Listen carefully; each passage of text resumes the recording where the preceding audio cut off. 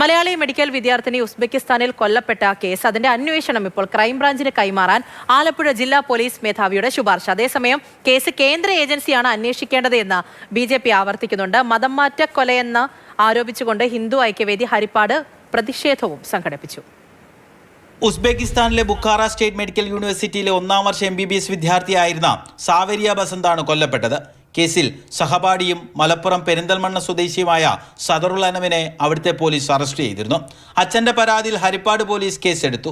സദറുൽ അനവിനെതിരെ കൊലക്കുറ്റമാണ് ചുമത്തിയിട്ടുള്ളത്. അന്വേഷണം ക്രൈംബ്രാഞ്ചിന് കൈമാറുമെന്ന് ആഭ്യന്തരമന്ത്രി രമേശ് ചെന്നിത്തല ബന്ധുക്കളെ അറിയിച്ചിരുന്നു. തുടർന്ന് ഇക്കാര്യം ചൂണ്ടിക്കാട്ടിയുള്ള റിപ്പോർട്ട് ഹരിപ്പാട് SHO ജില്ലാ പോലീസ് മേധാവിക്ക് നൽകി. SP ഇത് DGPക്ക് കൈമാറി. സംസ്ഥാന പോലീസ് മേധാവിയുടെ ശുപാർശ പ്രകാരം ആഭ്യന്തര വകുപ്പാണ് അന്വേഷണം കൈമാറിക്കൊണ്ടുള്ള ഉത്തരവിറക്കേണ്ടത്. എന്നാൽ കേന്ദ്ര ഏജൻസിയുടെ അന്വേഷണമാണ് വേണ്ടതെന്ന് പെൺകുട്ടിയുടെ വീട് സന്ദർശിച്ച ശേഷം BJP നേതാവ് V മുരളീധരൻ ആവശ്യപ്പെട്ടു.